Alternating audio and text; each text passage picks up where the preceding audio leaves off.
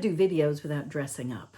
So when I get up in the morning, I usually just have a t-shirt on and I'm working on my farm and cleaning and doing chores and things like that before I go to work.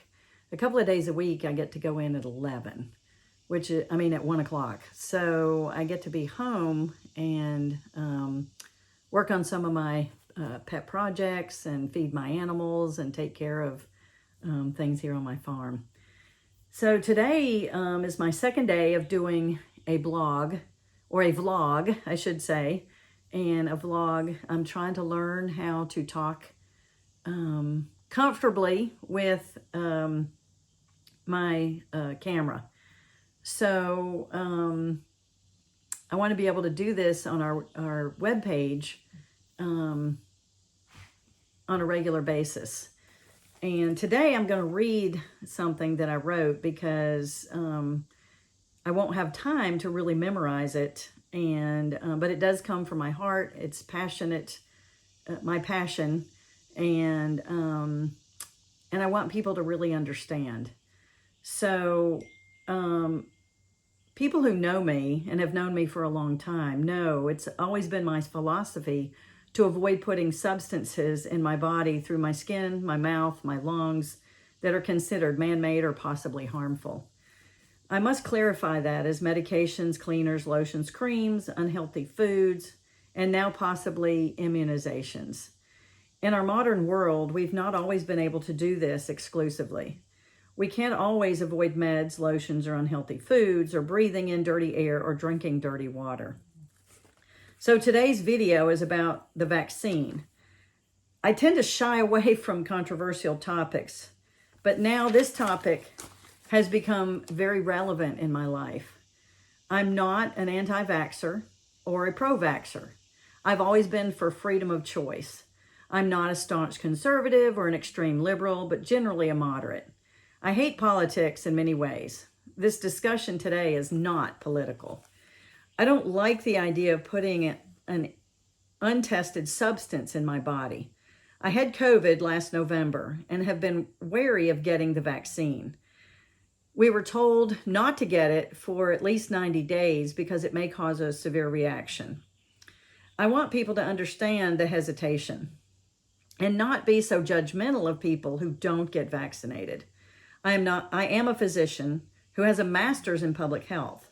I fully understand the importance of public health. I also understand good and bad science, the desire for drug companies to make billions, and that we can't all know the full truth about COVID, no matter how educated we are. So I've been taking all of this into account.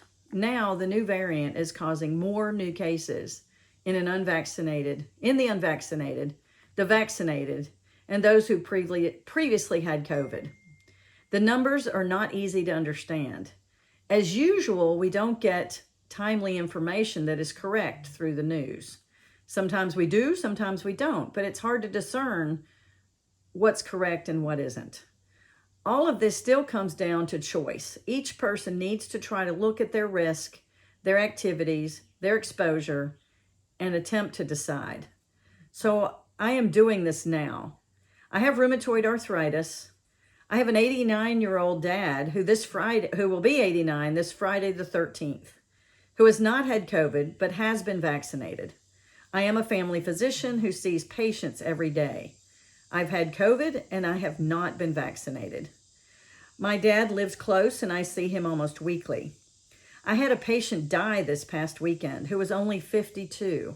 She was unvaccinated but had COVID this year earlier, but she got it again and she didn't make it.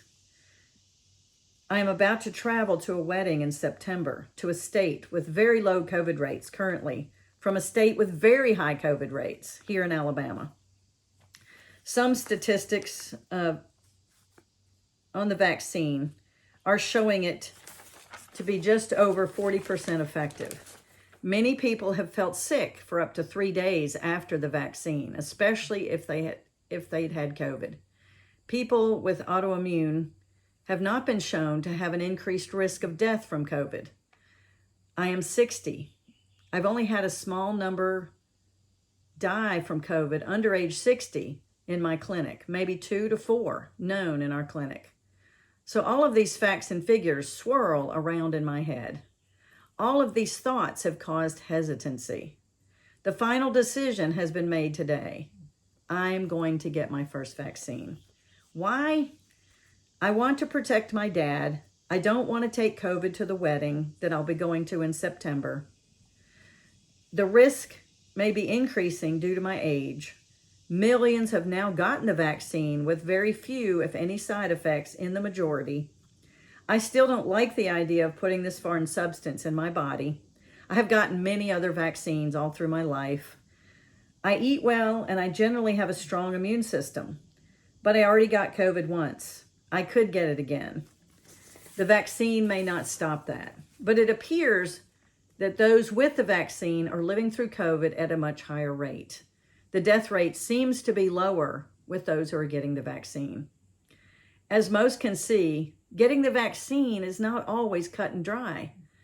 It may have been easy for some to make this decision, but I truly want people to understand the reason for hesitancy.